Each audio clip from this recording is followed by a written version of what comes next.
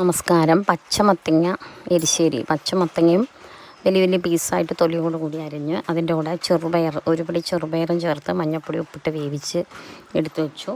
തേങ്ങയും ജീരകവും ചുവന്ന മുളകും കൂടി അരച്ച് അത് ചേർത്തു. കടുക്, ഉഴുന്നുപരിപ്പ്, ചുവന്ന മുളക്, കറിവേപ്പില, അതിൻ്റെ കൂടെ കുറച്ച് തേങ്ങയും കൂടി വറുത്ത് അതിലേക്കിട്ടു. അതിൻ്റെ കൂടെ ഞാൻ വെന്ത വെളിച്ചെണ്ണ എടുത്ത തേങ്ങാപ്പീരി ഉണ്ടായിരുന്നു, ഈ പിണ്ണാക്ക് എന്നൊക്കെ പറയില്ലേ, അതും അതിലേക്കകത്ത് ചേർത്തു. അപ്പോൾ അങ്ങനെ ഒരു നല്ല മത്തങ്ങ എരിശ്ശേരി. അതിൻ്റെ കൂടെ പച്ചച്ചീര ഒരാൾ തന്നത്, പരിപ്പ് ചേർത്ത് ഇതേ കൂട്ട് തന്നെ തേങ്ങയും ചുവന്ന മുളകും ജീരകം അരച്ചത് പകുതി അതിലേക്കും ചേർത്ത്, കുറച്ച് പരിപ്പും ചേർത്ത് കടുകും ഉഴുന്ന് പരിപ്പും വറുത്ത് ചീര, പച്ചച്ചീര, പിന്നെ പരിപ്പ്, മുളക് കൂട്ടൽ എന്ന് ഞങ്ങൾ പറയുക, ആ കറി, ഒഴിച്ച് കറിയും എരിശ്ശേരിയും. അതിൻ്റെ കൂടെ പുളിയിഞ്ചി ഉണ്ടായിരുന്നു.